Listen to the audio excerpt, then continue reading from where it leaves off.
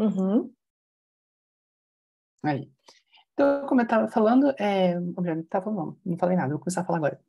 A gente está aqui na aula experimental do Open House, né, do Centro Ásia, com a professora Carol M, né? Tem gente que chama ela de M, tem gente que chama de Carol. Eu conheci antes dela começar a dar aula na escola, então para mim é a Carol.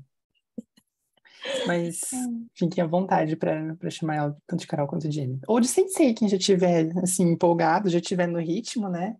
Pois Sensei é, é né? professora em japonês, então vai que.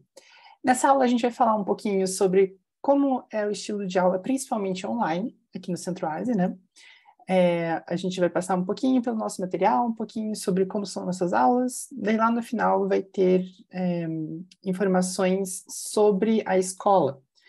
Então, quem tiver perguntas referentes a isso, depois eu estarei aqui para responder. E a Carol vai responder também perguntas sobre conteúdo, esse tipo de coisa mais tarde. Mas eu peço só que deixem podem abrir a câmera, mas eu peço que deixem o microfone ligado durante a palestra e lá no final daí a gente abre um tempinho para discussões. Quem tiver perguntas durante a aula e não quiser esquecer a sua pergunta, pode mandar no chat que eu leio no final, mais tarde. Mas acho que é isso. A gente tem 1 hora de aula, né? Uns 45 minutinhos de apresentação, mais uns 15. Uhum. Então, Carol, fique à vontade. Ok, então. Bem, gente, bem-vindos ao Open House, né? Este é o dia que vocês vão experimentar um pouquinho de uma aula de japonês aqui do Centro Ásia, tá? Começando, então, né, falando sobre quem somos, né? Então, o Centro Ásia, ele foi fundado em 2008, tá? E, na verdade, ele foi criado, né, pela nossa diretora, porque ela queria muito, né, um espaço em que as pessoas poderiam se sentir bem, né? Eles gostariam de estar e aprendendo novas culturas, novas línguas, tá? Então, por isso que também quando a gente ensina, né, as línguas no Centro-Ásia, a gente está muito conectado com a parte cultural, tá? E com certeza, né? Ainda mais no online, onde a gente está entrando na casa de todo mundo, né? É para vocês se sentirem à vontade, né? Então, se sentirem em casa, se sentirem confortáveis, né? Enquanto vocês estão assistindo às aulas, ok? Então, aqui uma fotinha da nossa confraternização, né? Que era uma festa julina, confraternização / chá de bebê, e foi tudo junto e foi muito bom. Bem, além dos cursos online, né, a escola também oferece vários mini-cursos, né, e experiências. Talvez você já tenha ouvido falar também de algumas palestras, né, que o Centro Ásia promove, assim, né, como essas experiências que seria uma forma, tipo, como se fosse um passeio, meio que interligado com um aprendizado, né, da parte cultural, tá? E tem isso tanto na parte, né, japonesa, do mandarim, chinês e coreano, tá? Um exemplo disso foi uma das experiências que foi com o Haku, né? Onde a gente aprendeu mais sobre a estética do Haku, né? E fazendo, né, junto com o nosso professor, nosso mestre lá, o desenho, né, em volta da cerâmica, tá? Então, também a gente promove muito desses tipos de imersão, né? Imersão e experiência. E falar um pouquinho do nosso curso, então, tá? O nosso curso, a gente faz as nossas próprias apostilas, tá? Então, a gente começa pelo Nico Nico Básico 1, tá? Até agora, a gente tem feito até o Nico Nico 4, né? Estamos desenvolvendo também agora a parte do pré-intermediário, tá? Mas esse seria, então, o Nico Nico. Não sei se vocês já ouviram falar, né, o que é o Nico Nico, mas Nico Nico é uma onomatopeia para sorriso, tá? Então, é para vocês sempre estarem sorrindo, aprendendo japonês, olha só. Tá? Então, o Nico Nico seria a nossa apostila, né, que a gente desenvolveu, e também temos o nosso ambiente virtual próprio, tá? Que é a nossa plataforma, e lá a gente coloca, né, vários links, várias atividades, tanto na parte de audição, né, ou às vezes algum vídeo interessante pode ser relacionado a um capítulo específico, tá? Então, além da apostila, também vocês teriam acesso, né, a esse ambiente virtual, tá? Que eles são complementares. Então, é sempre legal vocês, por exemplo, quando estiverem aprendendo, né, darem uma olhadinha, né, quais que são os conteúdos que também estão disponíveis lá. Às vezes é algum link, às vezes é algum PDF, né, que tem vocabulários também relacionados, tá? Então, essa seria a nossa plataforma. E, além disso, né, a gente tem a parte das lições de casa, né, dos capítulos, mas também temos as atividades avaliativas, né? Então, como é que funcionaria isso, né, no formato online? Porque além, né, de você ficar me mandando as fotos e vendo, né, se vocês estão fazendo certinho, as frases e tudo mais, eu preciso saber se vocês estão entendendo, se vocês conseguem colocar em prática o que vocês acabaram de aprender nos últimos capítulos, né? Então, a cada alguns capítulos, a gente, né, promove essas atividades avaliativas, tá?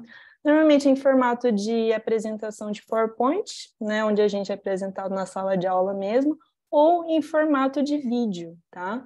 Onde vocês teriam que editar, né, um vídeo e colocar em prática, né, algumas regrinhas, né, gramaticais que vocês teriam aprendido, tá? Por exemplo, no final do curso, né, do Básico 1, a gente, né, pede para os alunos fazerem esse vídeo da atividade final, que é como se fosse um vídeo falando sobre sua rotina, né? Então, já no final do Básico 1, vocês já teriam, né, uma noção de como falar, né? Tipo, às 9 eu acordo, às 10 eu tomo café da manhã, né? Então, são frases simples, mas que vocês já conseguiriam, né, se comunicar, tá? Então, esse seria o exercício do final, né, da atividade final, onde cada aluno, né, falaria sobre sua rotina, tá? E também é uma atividade muito legal, porque, né, a gente se encontra sempre na sala de aula de japonês, mas a gente fica, o que será que essas pessoas fazem, né? Além da aula de japonês. Então, eu sempre acho muito curioso ver a atividade final e as pessoas mostrando, né, a rotina delas, elas indo estudar ou indo para o trabalho, tá? Mas cada apostila tem uma atividade diferente, ok?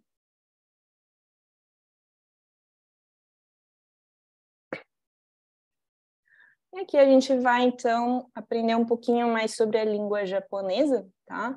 Origens, escrita e gramática, né? Então, são algumas curiosidades também para vocês. Tá? Então, a língua japonesa, né? Ela se originou, né, desde os primeiros habitantes, né, da ilha.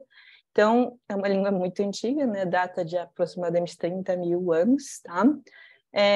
Mas a escrita, ela foi importada da China, tá? Então, ele veio dos kanjis, tá? Que são os sinogramas chineses. E nisso, né, inicialmente, os japoneses usavam, né, os kanjis para fazer registros, tá? De qualquer coisa em língua chinesa, mas com o tempo eles acabaram, né, pegando esses kanjis para eles mesmos, né, para ir adaptando com os sons da própria língua, tá? Então, por isso que muitos kanjis eles vão ter leituras um pouquinho diferentes. E, além dos kanjis, né, existe também o hiragana e o katakana, tá? E são esses dois sistemas, tá? Que eles realmente nasceram no Japão, tá? E que eles foram desenvolvidos simultaneamente também, ok? Então, aqui, por exemplo, então são 3 formas de escrita, né, na língua japonesa. Então, eu vou aprender o mais fácil. Não adianta muito, tá? Por quê? Quando a gente fala, né, de uma frase em japonês, ele vai ter provavelmente, né, a escrita em kanji, a escrita em hiragana e a escrita em katakana, tá? Então não adianta fugir dessas 3 escritas, tá? Claro que primeiramente a gente vai aprender mais sobre o hiragana e o katakana, né, que são chamados os kanas. E depois, né, no decorrer dos capítulos, vocês vão aprendendo aos pouquinhos os kanjis, ok? né? Então, aqui só uma frasinha, né? Por exemplo, aqui vocês viram que existe, então, o kanji, o hiragana e o katakana, tudo numa mesma frase, tá? E aqui um pouquinho, então, começando pela história do kanji, tá? Então, o kanji, como eu falei, ele é de origem chinesa, né? A palavra kanji literalmente significa caractere chinês, tá? E o kanji, na verdade, ele é um logograma, tá? Mas que popularmente é chamado de ideograma, ok? E cada ideograma, ele acaba representando, né, um conceito, né? Ele representa uma ideia, ele já vem embutido de um significado, tá? Mas quando a gente fala, né, de kanji, então, na língua japonesa, ele vai ter pronúncias, às vezes, diferentes, tá? Um deles a gente chama de onyomi, tá? Que é a leitura de origem chinesa, e a outra é a leitura kunyomi, tá? Que é a leitura de origem japonesa, tá? Então, isso é muito comum, né? Quando a gente fala de kanjis na língua japonesa. Então, os kanjis, né, na verdade, eles chegaram ao Japão, né, através de textos religiosos, tá? Principalmente quando o budismo, né, estava muito em alta, as pessoas queriam saber mais sobre essa nova filosofia. Então, havia muito uma importação de textos religiosos da China, tá? Só que, assim, acontece que na China havia também mudanças, né, de poderes, né, ou de dinastias ou de famílias no poder, né? Então, assim, vamos dizer que uma família de tal época, ela dominava e ela veio da região sudeste da China. E lá tinha o seu próprio dialeto, né, a sua própria língua, mas essa era a língua oficial. Aí passou-se alguns anos, alguns séculos, e mudou de novo o poder, né? Então foi para uma outra família, foi para uma outra dinastia, e daí foi para uma família que veio da região norte da China, que era também um som completamente diferente, tá? Então, o que acontece? Quando a gente fala de leitura chinesa, né? A leitura chinesa pode ter também sons diferentes, tá? Então, o kanji pode ser um único kanji, mas pode ter leituras chinesas diferentes para esse kanji, ok? E também vão existir algumas variações quando a gente fala, né, de leitura japonesa, tá? Por quê, né? Porque quando a gente fala de línguas, né, a gente também tem essa tendência em dar um nome diferente, às vezes, para um mesmo objeto, né? Isso acontece muito em diversos países, como aqui no Brasil, né? Por exemplo, a gente tem aqui a palavra biscoito e bolacha, né? Então, dependendo de onde você vem do Brasil, você está falando, né, um nome diferente, mas na verdade é a mesma coisa, né? Então, no Japão, era a mesma coisa. A gente tinha um objeto, mas as pessoas davam nomes diferentes, tá? Então, assim, o único kanji, ele poderia ter, então, sons diferentes na leitura japonesa, tá? Mas uma forma que eu acho interessante de pensar isso é no emoji, por exemplo.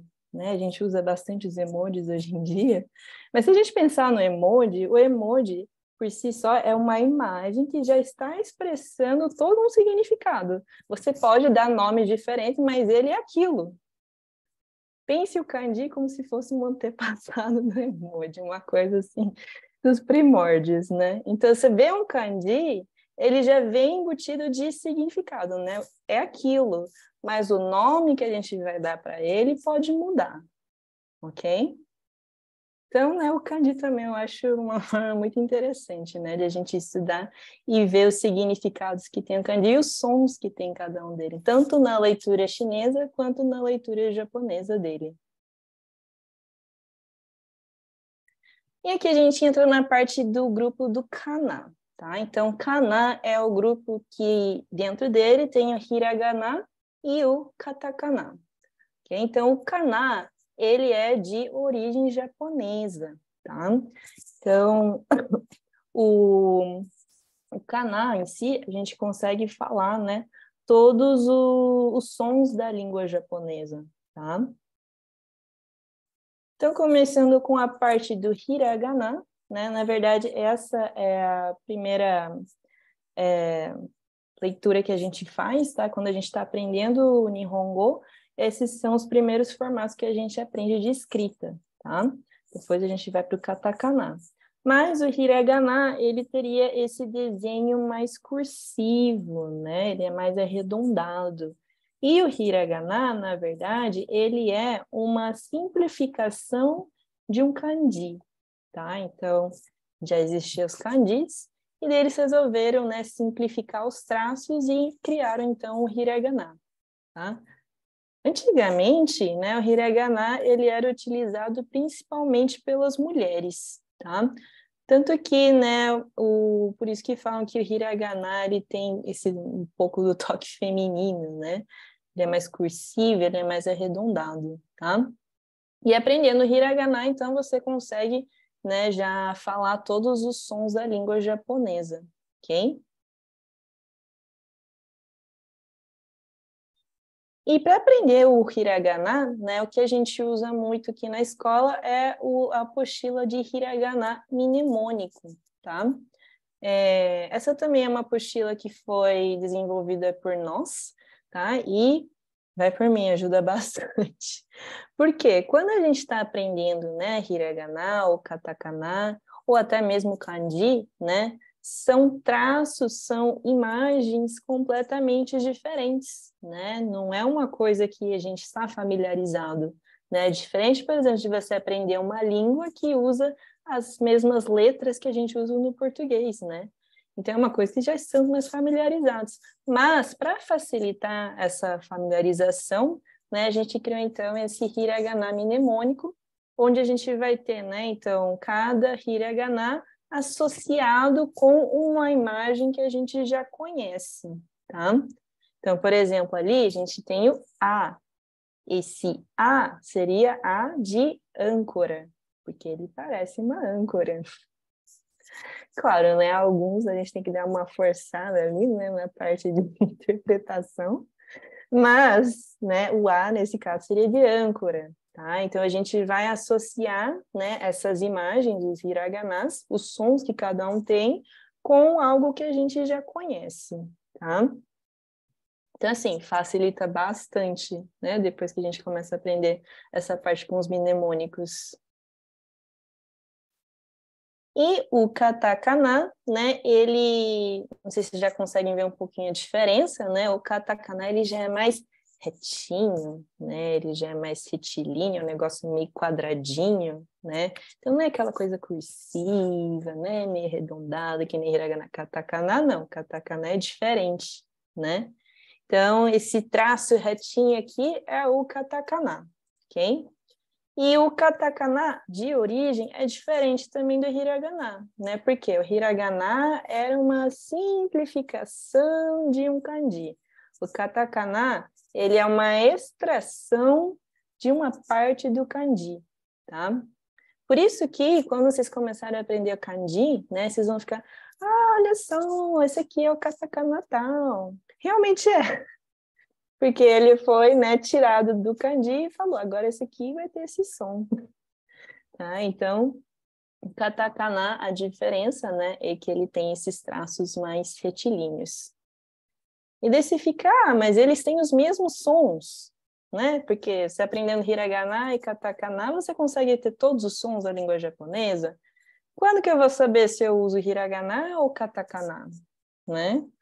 No katakana, a gente vai usar principalmente quando a gente está falando de palavras de origem estrangeira, tá? Então, tudo que é palavra de origem estrangeira, a gente escreve em katakana, ok? Isso fala, né, tanto para nomes próprios, né, nomes de países, tá? Às vezes onomatopeias ou nomenclaturas científicas, tá? Em alguns casos, eles usam até para palavras de origem japonesa tá? Mas nesses casos, normalmente é como uma forma de destacar, né? Então, tipo, tem ali, às vezes, um texto ou um panfletinho, se está escrito em katakana é porque eles querem dar mais destaque para aquela palavra, tá? Então, o katakana, ele tem um uso um pouco mais específico, ok? E, assim como no hiragana, né, o katakana também vai ter a apostila do mnemônico, tá? Onde a gente vai fazer essas associações, né? Então, sempre, né, associando com alguma coisa que a gente entende, né, que a gente consegue interpretar. Por exemplo, ali a gente tem o I de inclinado, porque ele está inclinadinho, tá? Então, assim, a gente faz essas associações e daí, claro, né, isso é mais no início, né, quando a gente está ainda pegando os sons e até fazer, né, essa ligação na tua cabeça, né, de que essa imagem vai ter esse som, né, no começo o mnemônico ajuda bastante, ok? E além, né, desses daí, também vão existir o Romaji, né? O Romaji seria o sistema, né, que a gente conhece aqui no Ocidente. Tanto que, né, Romaji é literalmente, né, Roma de Roma e de letra, né, caractere. Então, é a letra de Roma, né? Então, é o que a gente tem aqui no Ocidente, tá? Romadi, normalmente vocês vão encontrar, né, quando a gente está falando, né, tipo em dicionários, ou quando vocês querem, né, transcrever alguma coisa no computador, tá? Então, o Romadi, às vezes, a gente encontra. No início, né, do curso, a gente até usa um pouquinho, mas a tendência é a gente não usar tanto ele, né? Porque a gente tem que já tentar se desapegar um pouco do Romadi. Mas, claro, no início a gente usa, né, para a gente tentar memorizar melhor os sons, tá? Tá, então vamos treinar um pouquinho, gente. Nesse... O que tá passando assim? Nesse pôster aqui, o que vocês acham que é kanji, o que é hiragana, o que é katakana? Alguém que gostaria de chutar aqui? Se ninguém se voluntariar, a gente vai voluntariar alguém, tá? Eu acho que o primeiro é um kanji. O primeiro é um kanji. O segundo, você acha que é o O quê? segundo e o outro, eu acho que é um hiragana. E o do meio é um katakana. E, não, o do meio é um kanji de novo. Ah, tá. Então, é um kanji, um hiragana, aí um kanji de novo e um hiragana, né? Vocês já viram esse filme aqui, gente? Ele é muito bom, ele é muito Sim, bonito. Vocês já viram? gosto Gente, muito. eu adoro ele. Ele é lindo, né? Ele é lindo de ver. E a história também é muito legal. Ah, a trilha sonora também é legal. Bem, eu já sou muito fã desse filme. É bem bonito. Agora, o próximo. Aqui, o que vocês acham que é? É hiragana, katakana ou kanji? É katakana. Isso, nesse caso é katakana, né? Então tá vendo que ele já tem esse tracinho meio retilíneo, meio quadradinho, né? Então já dá para ver, né? Ah, isso aí é um katakana. Por quê, né? Ele é um katakana. Ele literalmente está mostrando o nome, né, do McDonald's, né? Então, né, McDonald's, né, que eles falam. Então, McDonald's hambúrguer, né? Então, é um nome estrangeiro, né? É um nome de fora. Então, por isso que ele está escrito em katakana, ok?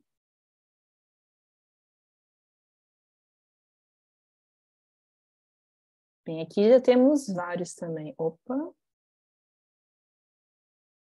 Alguém gostaria de também tentar adivinhar o que é kanji, o que é katakana, o que é hiragana? Pode ser pelas cores, pelo tamanho.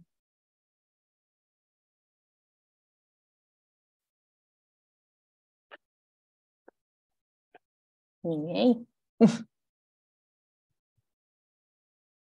A Ana mandou no chat aqui, um pouco de tudo. É um pouco de tudo, não deixa de ser. E é normal eles misturarem assim, todos num único lugar? É bem normal. É por isso que não adianta fugir, gente. Tem que aprender as 3 formas de escrita, né? Então, tanto hiragana, Tô com katakana. pena das crianças japonesas. O kanji é um pouco mais complexo, assim, né? O desenho. Tem mais Parece que... tracinhos, né? Normalmente o kanji acaba tendo mais traços. Mas eu posso tirar uma dúvida rapidinho?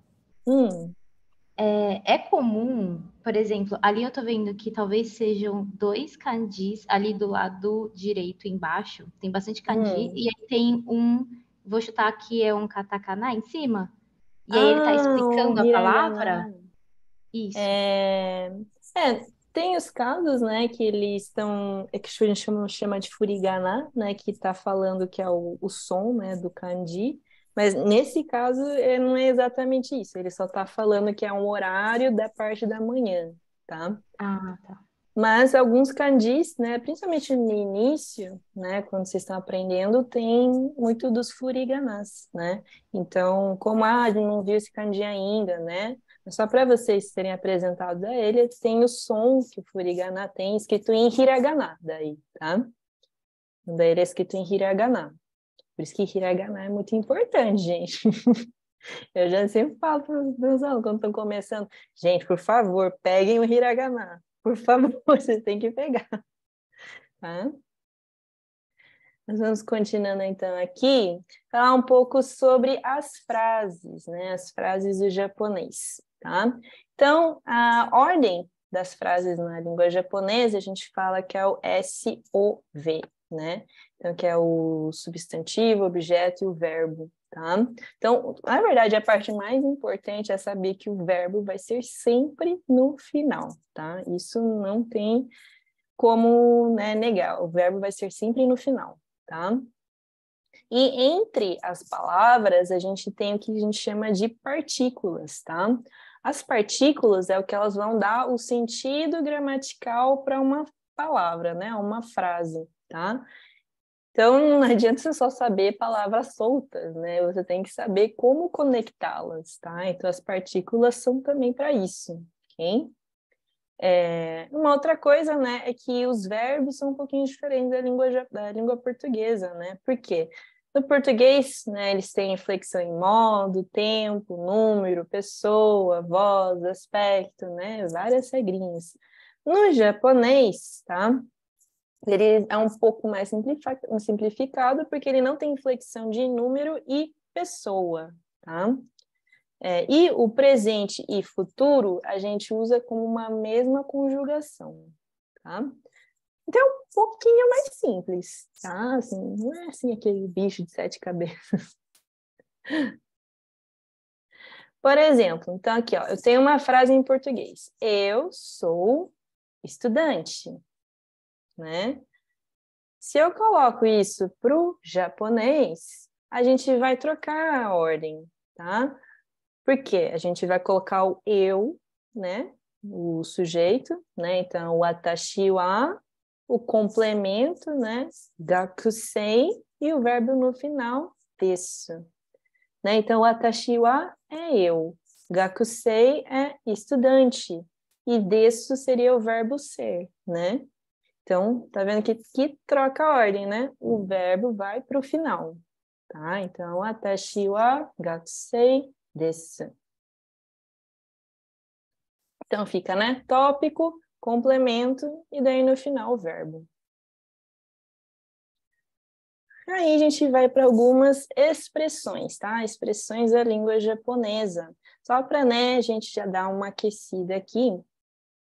Então, começando com bom dia, né? Bom dia, a gente fala ohayou gozaimasu. Tá? Ohayou gozaimasu. Eu lembrei agora de uma história de uma aluna que ela já estava lá no Japão. Ela estava querendo aprender mais japonês. Aí ela disse que ela finalmente tinha entendido o que as pessoas elas falavam para ela quando ela chegava no trabalho. Porque ela falou que era um negócio muito rápido. E realmente, eles falam muito rápido. Tipo, às vezes eles só estão passando por você, eles falam, gozaimasu, gozaimasu. E daí ela ficava, que é isso? Sim, às vezes eles falam um pouquinho rápido, tá? Não é tão devagarinho, né? Ohayou gozaimasu. Mas saibam que eles não estão te xingando, né? Eles estão simplesmente te cumprimentando, falando bom dia, tá? Então, ohayou gozaimasu seria o bom dia, tá? Aí aqui, boa tarde, né? Boa tarde a gente fala konnichiwa, konnichiwa, tá? Então, konnichiwa seria o boa tarde, tá? Konnichiwa. E aqui o boa noite, né? Boa noite seria konbanwa, konbanwa, tá? Então, ohayou gozaimasu, konnichiwa, konbanwa, né? Essas acho que são as expressões que são principais, né? Quando a gente está cumprimentando alguém.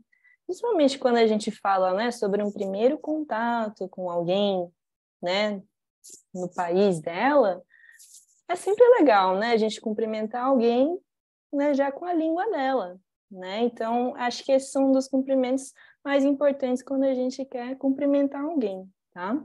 Então, né, falar bom dia, boa tarde e boa noite, né? Ohayou gozaimasu, konnichiwa e konbanwa. E um outro aqui que eu também acho muito importante é o sumimasen, né? Sumimasen, na verdade, eu falo que é uma expressão muito coringa, tá? Porque você usa em diversas situações e você usa muito e também ouve muito, né? Sumimasen. Então, sumimasen seria tipo um com licença, né? Então, às vezes você tá apressado, né, quer meio que ultrapassar alguém na rua, né, sumimasen, né, com licença, né, você está na minha frente. Ou você quer chamar um garçom, né, tipo, por favor, né, com licença, sumimasen. Ou, tipo, você realmente, sei lá, quer se desculpar por alguma coisa, né, então você pode falar também, sumimasen, tá? Então, sumimasen a gente pode usar em diversas situações, tá? Mas eu falo que é interessante, né, até falar quando estamos chamando um garçom, né, para você ser atendido. Você chegou ali no restaurante japonês, aí você quer chamar atenção, né? Então, você fala, sumimasen, alguém pode vir aqui? Sumimasen, tá?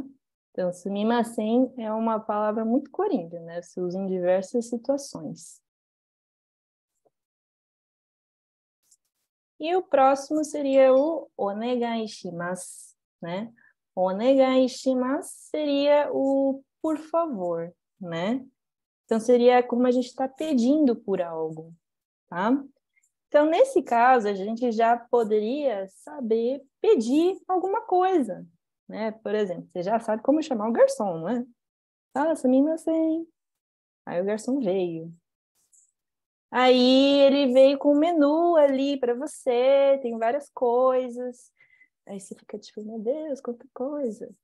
Aí você é tipo, nossa, mas eu não sei o que está escrito aqui, eu não sei o que significa essas palavras. Mas tem uma imagem bonita ali, né? Parece gostoso. Aí o que você faz? Você vai lá no menu, você aponta Kore, né? Kore é isto. Kore, onegai shimasu. Né? Então, isto, por favor. Claro, né? Se você souber o vocabulário para aquilo que você quer pedir, é melhor, né? Tipo, quero uma água, por favor, quero uma coca, quero um hambúrguer, quero uma pizza, quero um ramen, né? Mas, na pior das hipóteses, você pode simplesmente apontar e falar, quero isso, por favor, né? Kore onegai shimasu. Então, né, já pelo menos não vão passar fome, né, gente? Vocês vão chegar no restaurante japonês, pelo menos, eu sei pedir alguma coisa, né? Então, kore onegai shimasu, né? Então, isto, por favor. Tá? Então, onegai shimasu é uma expressão que a gente usa quando estamos fazendo pedidos, né? Pedidos no geral, ok?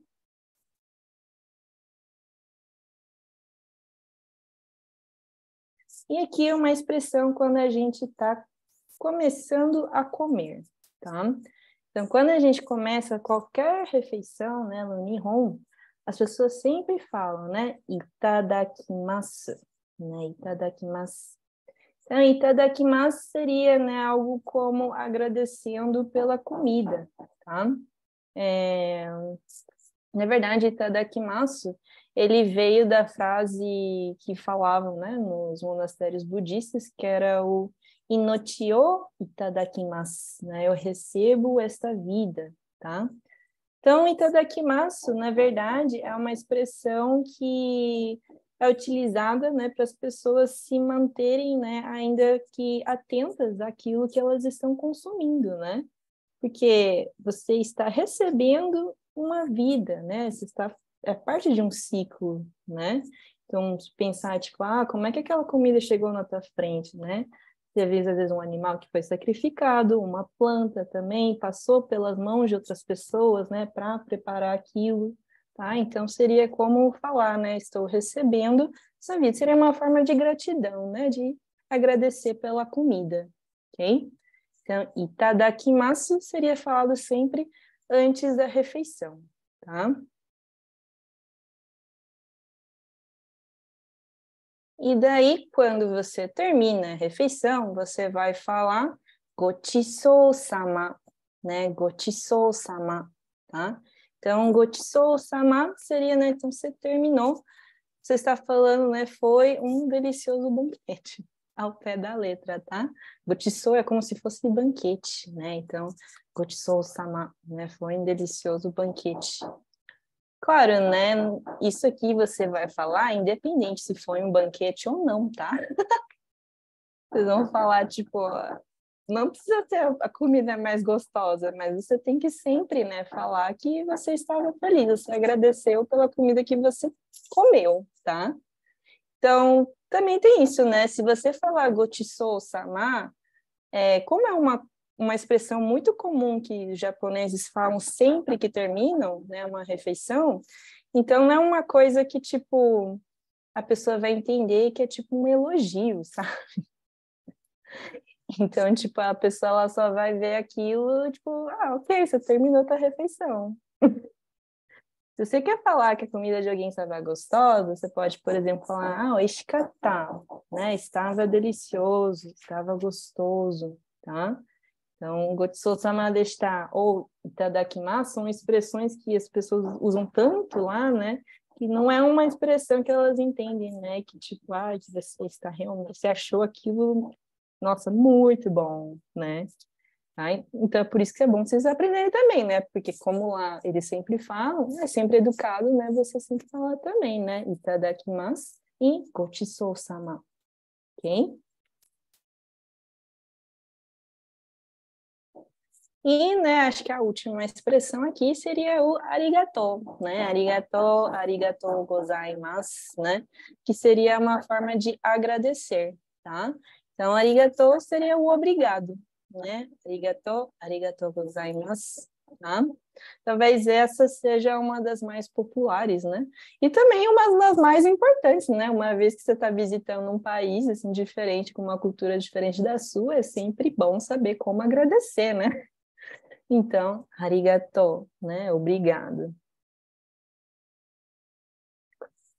E aqui mais algumas informações, né? Opa. Tá? Então, informações das aulas online, né? Como é que elas funcionam. Então, normalmente, as turmas, tá? Elas são de, no máximo, 6 pessoas, ok? E elas são sempre ao vivo, tá? Então, vocês sempre podem também tirar dúvidas, assim, na hora, tá? Então, tipo, ciência, eu não entendi esse tópico, eu não entendi essa explicação, né? Você pode explicar de novo? Tudo bem, gente, a gente vai lá e explica de novo, ou explica de uma outra forma que vocês entendam, tá? Então, as aulas sempre são ao vivo, tá? Por mais que sejam online. E também, né, não é um número muito grande de pessoas, porque também, senão, fica muito confuso, né? A gente não consegue dar um direcionamento melhor também para cada aluno, tá? Bem, a plataforma, né, ela é EAD, né, com material para prática, né? Então, como vocês viram, a gente tem a nossa apostila, tá? É nosso e-book que a gente mesmo produz. E, além disso, né, tem os acompanhamentos das atividades, né, via WhatsApp, tá? Então, assim, o que acontece é que todo final, né, de aula eu sempre peço a lição de casa, né? E a lição de casa, nesse caso também é extremamente importante, né? Porque vocês fazem uma revisão do que vocês aprenderam em aula, tá? Então, assim, né, tipo, vocês não vão conseguir memorizar tudo se vocês não treinarem, né? Então, por isso que é importante vocês sempre estarem mandando as lições de casa e até para eu acompanhar vocês, para ver se, tipo, nossa, mas será que aquele aluno está entendendo o que eu estou falando? Será que ele está acompanhando o conteúdo, né? Ou tipo, nossa, aquela pessoa nunca me mandou lição nenhuma, eu fico muito perdida. Tipo, meu Deus, será que essa pessoa sabe escrever e ler hiragana? Sabe? Então, às vezes é complicado quando a pessoa não manda até, né? Então, por isso que eu sempre peço, olha, me manda bonitinho lá no WhatsApp, ou se tiver alguma dúvida também, tipo, nossa, já passou do horário da aula, mas me surgiu uma dúvida, pode me mandar também lá no WhatsApp, ou lá no grupo da turma, né? A gente sempre cria um grupo da turma de japonês, onde a gente manda os links, né, e tudo, e às vezes a tua dúvida pode ser a dúvida da turma, né? Então, tipo, manda lá na turma, a gente tira essa dúvida, né? Ou, tipo, às vezes algum outro colega, algum outro amigo vai lá, tipo, eu vi um site que é relacionado a esse conteúdo, né? Então, é meio que uma forma também de a gente compartilhar e se ajudar, tá? Além disso, também tem o deck de cards, né, no Quizlet, não sei se vocês conhecem a plataforma, né? Mas ele seria esses cards onde a gente, né, usa para principalmente na parte de memorização, tá? Então, assim, vai ter lá, por exemplo, alguns vocabulários, às vezes alguns kanjis, tá? Então, como que faz a leitura desse kanji, ou como que é o vocabulário para tal verbo, ou para tal substantivo, né? Então, cada um dos capítulos, né, também vai ter o seu deck de cards no Quizlet, tá? E, além disso, né, também tem alguns joguinhos, né, que a gente acaba criando para ficar mais interativa, né? Às vezes a pessoa também, tipo, essa coisa de ficar só, né, escrevendo também não consigo, não consigo me concentrar muito tempo nisso, né? Então, a gente também fez alguns joguinhos que são relacionados aos conteúdos, tá? E eles são do Wordwall, tá? Então, né, às vezes alguns conteúdos as pessoas têm mais facilidade de absorver com esse joguinho. Às vezes a gente também joga em sala de aula, né? Dependendo do tempo, tá? E o e-book da apostila, né? Como foi apresentado, tá? Eu acho que nessa parte é isso, né? Tem sempre essa parte do feedback que é constante, né? Então, tipo, sempre estou acompanhando, né, vocês para ver se vocês têm alguma dúvida, se vocês têm alguma pergunta, se, né, eu preciso explicar de uma outra forma, né, esse conteúdo, porque também pessoas, né, elas têm essa forma de absorção de conteúdo, né, de formas diferentes, né? É tipo, isso aqui não funciona, então vamos tentar outra coisa, né? Então, a gente sempre tenta, né, fazer esse acompanhamento mais personalizado de acordo com o aluno, tá? E é isso, né? Não são aulas gravadas nem pessoais. E daí aqui vem a parte, acho que do Tomás, né? Que fala mais sobre os preços, a plataforma online, como é que funciona. Isso. Então, bom, como vocês já viram até agora, a gente tem opções diferentes de aula, né? Mas a gente trabalha com o que chama de multiplataforma, que é esse conteúdo espalhado em mais de uma plataforma, mais de uma fonte de acesso. Então, você vai ter a sua apostila, vai ter o conteúdo online, vai ter aula com o professor. A gente separa o semestre em 5 meses de curso, que é pago por meio de 5 parcelas de R$220. Não são mensalidades, tá? Não é no sentido de, não fui esse mês, não vou pagar essa mensalidade. Não, elas são parcelas mesmo. E o valor que você tem ali em cima, o primeiro, 5 vezes de 200... tá desatualizado, na realidade, Carol. Presencial agora foi para 5 parcelas de R$300. E o online, que acho que tá 260, uma coisa assim. Não lembro de cabeça. Mas vocês encontram esses valores atualizados no nosso site, tá? Todos esses que estão aqui. Aulas particulares, a gente tem essa opção também, mas não estão abertas ainda. A gente tem que ver a questão de... ou melhor, a questão não, mas quem quiser, tiver interesse em aulas particulares, depois manda um e-mail para a gente, para a secretaria, que a gente começa a fazer o trabalho de encontrar disponibilidade dos professores com a sua, para a gente marcar tudo. Mas isso vai ser só... Normalmente a gente só abre depois da primeira semana de aula do extensivo, então acho que vai ser só lá pela metade do mês, metade para o final de fevereiro. E ele tem os valores que pode ser que sejam alterados também, porque a gente pratica um reajuste anual. Próximo. Já não tem mais. Mas então, como eu falei... Não. Aí. Como eu falei, vocês encontram no nosso site, aqui, né? Onde tem centraliza.com.br, todas as informações a respeito de horários e valores para todos os nossos cursos, não só de japonês. Recomendo que... e onde vocês também podem fazer as matrículas de vocês e as inscrições. Então, se você gostou da aula, tem certeza que vai fazer, eu, inclusive, recomendo que faça isso meio logo, porque as aulas não só começam no dia 9, como a gente também já está com algumas turmas lotadas. Tá? Então, quem quiser fazer, corre. Eita! Qualquer outras fontes para entrar em contato com a gente também seria um e-mail, que está ali em cima, contato@centraliza.com.br, e o WhatsApp. Esses dois vão direto para a secretaria. Então, são ideais caso você tenha dúvida a respeito de pagamento, matrícula, o processo de matrícula, coisas do gênero. E quem quiser quem quiser baixar uma amostra grátis do nosso material, que são alguns desses que a Carol mostrou em aula, encontra ali nesse link, ou lá no nosso Instagram. Se vocês acessarem o link da bio, vai aparecer o Linktree, né? E daí tem uma abinha lá especial, material gratuito. No nosso Instagram também vocês encontram muito conteúdo referente à cultura, algumas informações, e o inbox, dependendo da informação, a gente consegue ajudar, dependendo não, porque vai para mim, eu não sou da secretaria. Então, quem tiver dúvidas a respeito da secretaria e de outros processos, recomendo o WhatsApp ou o e-mail. Porque é o que eu vou fazer. Se a dúvida for difícil falar, converse com a secretaria. Então, vocês não vão ter esse Eu também Mas não sou forte. Eu também falo, aqui o contato da secretaria. Fala ali com o pessoal. É que tem coisa que só que você precisa de acesso ao sistema da secretaria, né? Então, não é má vontade. Mas acho que é isso. Alguém tem dúvida? Vamos ver o chat. Opa, temos 2 perguntas aqui no chat, Carol. A primeira tá aqui, ó. O Nicolas perguntou, existem 2 tipos de boa noite, né? É mais ou menos isso, tá? Seria o boa noite, né? O cumprimento quando você encontra alguém, né? Com o bawa. E o outro seria mais como um bom descanso, né? O yasumi nasai, tá? Então, não é bem boa noite, outra forma, né? Outra expressão. O outro seria tipo...